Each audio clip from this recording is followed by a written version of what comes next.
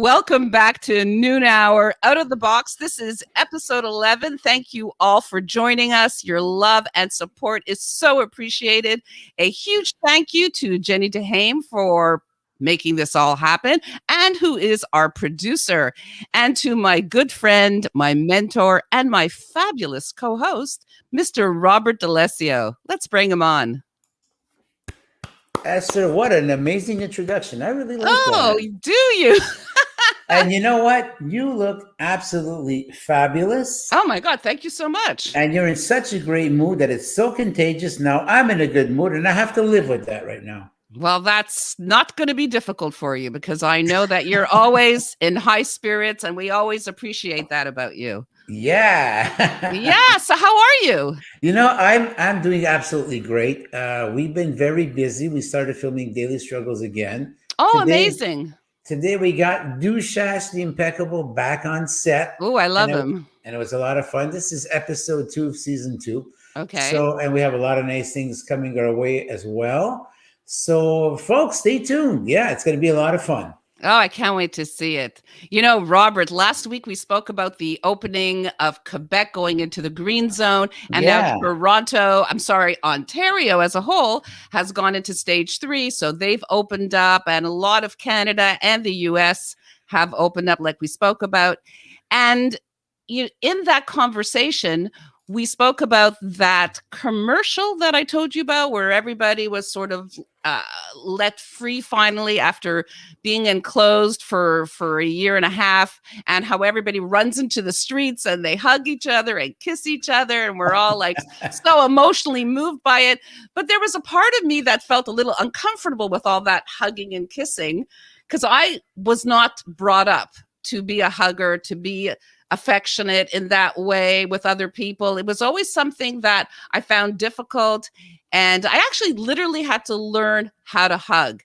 And interestingly enough, the other day, this girl who comes to my house, she does my hair all the time, Brittany, she was on ESTHER'S actually. So her and I are now both we're double vaxxed. We're 2 weeks in being double vaxxed. So she comes in, she's not wearing a mask. I'm not wearing a mask. And before she leaves, she gives me the biggest hug, and I start to cry. Oh my God. I don't know what happened. Like something was released from me, and I can't even explain it. And I had hugged my daughter already, but this experience, and it was a long, deep, deep hug. And normally I would stiffen up because, again, it's not something I was brought up with. And it just, I don't know, it released something in me. And I know you're a big hugger. Oh man, am I ever. And I tell you, I was brought up that way. It's in my genes. It's my hormones. And I just can't see a world without hugging. And Did you know, actually you do know because you did the research, but this is just going to give a lot of weight to what I've always been thinking here. Right. There is benefits to hugging, right? And there's actually 5 benefits to hugging.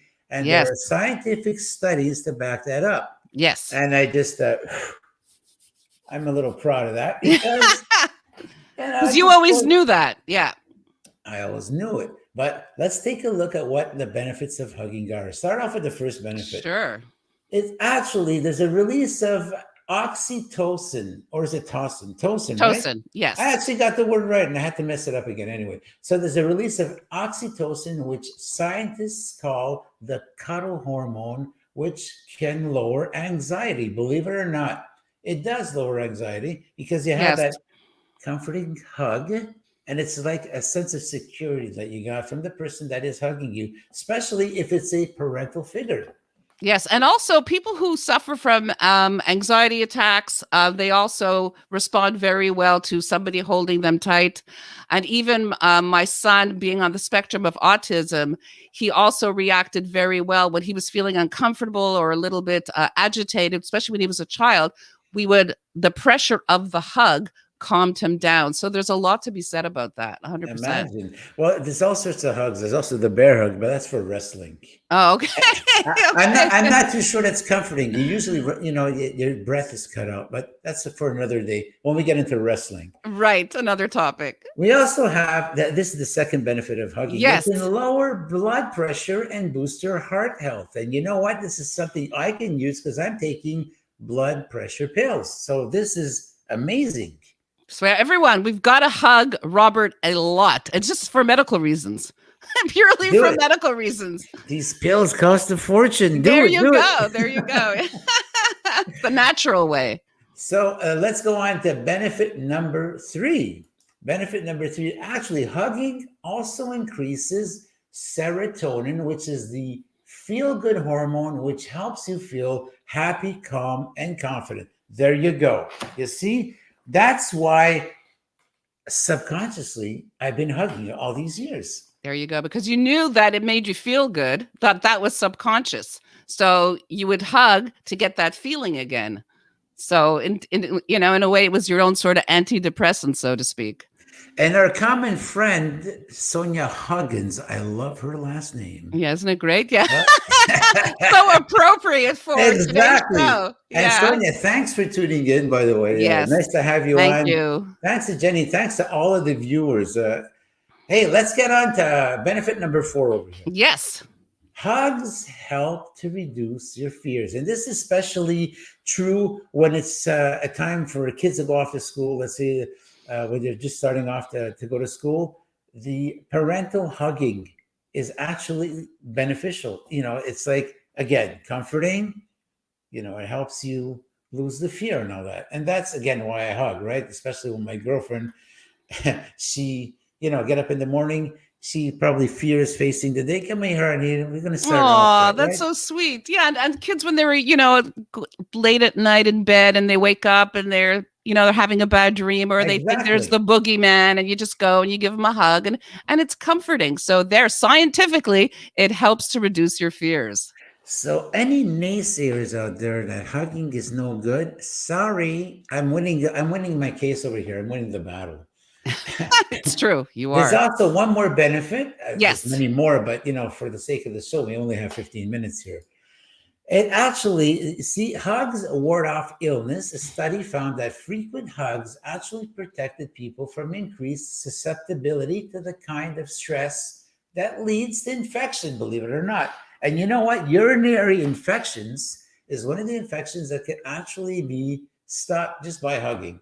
There you go. So, we're now all prescribing all of you 3 hugs a day. Why 3 hugs? All right, let's make it 6. No, twice 5. a day. 5? 5. Let's compromise. No, you know what? No, we'll go with 6. Okay, there you go. Yeah, exactly. Yeah. An apple and some hugs. That'll do it. There you go. Yeah. So Esther, tell us that, because there's cultures all over the world that you were saying that they have different ways of doing things. I know, it's so fascinating. I got so interested in all this. And yes, Sonia, hugging transfers positive energy. I agree with that as well. So as you know, we here in North America, we do the typical handshake. And that's what we're most familiar with.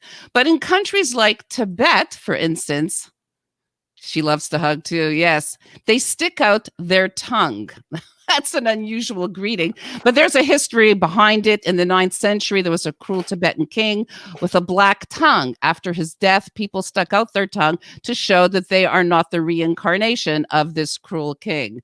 So there's always a little histoy behind it. Well, you know what? You stick out your tongue over here, you could either lose your job or lose a Yeah, member. that's true. Right. So it gets lost in translation.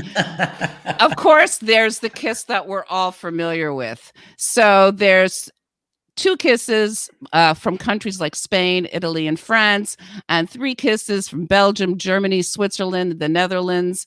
So there's, and in Quebec here as well, there's 2 kisses. And there are parts in France where they do 4 kisses. So that's exhausting. Well, you know what? I think I would be doing 4 kisses as well the moment I get out of the executor's office after I get my inheritance. Right, of course. For $500,000, yeah. I think I'd be giving 4 kisses too. That's right. Those are kisses of appreciation. And of course, In Japan and China, there is the bow. So there are different bows for different purposes. And so there's a whole list for that as well. And this one's really interesting. And I just want to say that all these photos are from punditcafe.com. They have fabulous illustrations there.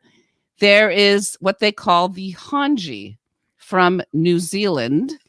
And two people press their noses and foreheads together simultaneously as a way to exchange the breath of life. That's interesting. Yeah, I really like that. I like that one a lot. And look at what Jenny put up over here. Or like us in Daily Struggle sitcom, the Ahaz world, we do the finger shake. That is so cool. I never realized that. In the Oz world, they do like a finger shake like this. Well, actually, that was introduced in episode 1, season 2. And you can watch all of this on the Roku streaming service on the Rise Up TV channel. Yes. Yeah, I know. They're great, great shows. And this one from Malaysia, where, this is beautiful. So they lightly touch the other person's hand and then return their hands to their hearts, which signifies, I greet you from the bottom of my heart. I love that one. I want to do that one now. I'm gonna start doing that one. That works for me. What is it? You touch hands? What is it again? Yeah, you touch the hand and then you touch your heart. Oh, there you go. So Jenny, okay, she got this. Yes, I'm sorry, Jenny. She's absolutely right. It's episode 7. That's a season closer to season 1. Okay, I'm gonna have to rewatch it now and check out for that greeting. And during the pandemic, and still, a lot of people are doing this now. These are some of the greetings. There's the elbow bump and the foot bump. So that's it's interesting how we as humans have adapted, and we find innovative ways to do greetings. I think that the elbow bump came from hockey players for the elbowing and all that. And the foot bump, that's probably from soccer players. They spent so much time dribbling the ball. They probably came up with something creative like that. Yeah, it's got to be that. Yeah, you're probably right. So it's, so getting back to the hugging thing. Yeah, I it's interesting because I had to learn to be comfortable with that, Well, Esther, it's very easy to, I don't know. I can't understand myself because I'm such a hugger. I can't understand why it is that people don't feel comfortable hugging. It's so natural. It's as natural as eating or drinking or going to bed. How can people not feel comfortable hugging? Well, I think that it's partially because we feel, it's sort of like there's a barrier and people pass that barrier and it makes people uncomfortable. And especially if you're not used to it. If you were brought up without affection or in a culture where there was no kissing, there was no hugging and kissing is foreign, and it's something that you have to learn to do and to be comfortable with. I mean, when I first started going out with Fernando, who's Italian like yourself, we used to go visit relatives and we would kiss twice when we would greet them and twice as we would leave. And I was like exhausted and looking to sterilize my hand and then my face, I wasn't used to it, but that's the norm. It's cultural as well. But you realize if there are 20 guests, that's 40 kisses in and 40 kisses That's right. out. A total of 80 kisses. It's like some people never kiss that much in their lives. Exactly. So I walk around with a chapstick to make sure that my lips are moist. Hey, what's your most memorable experience hugging? Is it hugging your daughter, hugging your mom?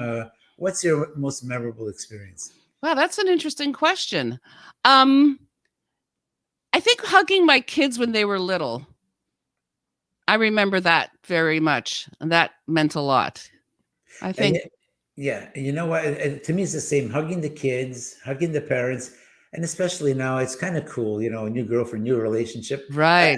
I'm back into the hugging thing again, and it's a different kind of hugging. It is so comforting. It feels so good, especially when she goes off. Like today, she's off running some errands. She's off on her own. She's let loose. It's especially fun getting that hug. I don't know. It just makes me feel great.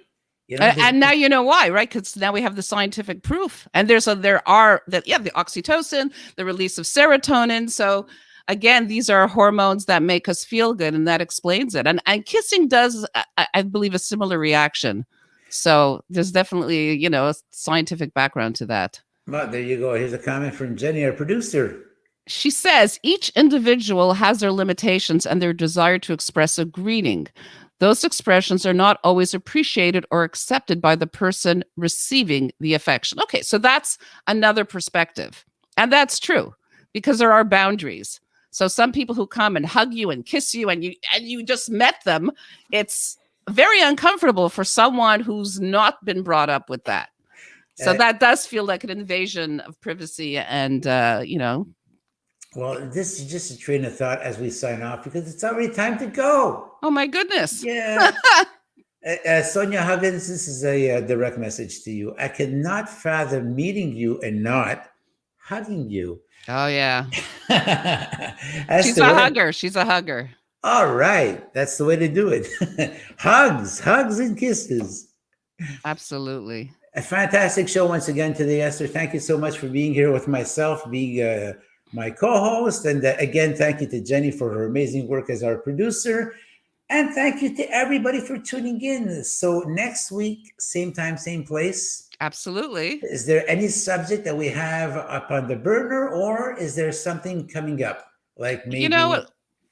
we're just going to open it up to our audience for some suggestions. And Paul Anker I'm sorry, who is that? Michael Ankers? That's Michael Ankers. He is from England. He's a young fellow from England. Oh, just popping in to say hi. Hi, thank you so much, Michael. Yeah, first it was Mary Poppins, and now there's Michael Poppins. Yeah, so let's see and if there's any suggestions from the audience, or we have some ideas that we're mulling with. So... Well, Esther, you usually make those little videos there, inviting the audience, and they're very effective. Who knows? You might. Maybe I'll make another one. Who knows? Anything's possible. Esther, thanks once again. Thank you, everybody. It's time to go. Thank you. Until next week. Bye. Bye for now.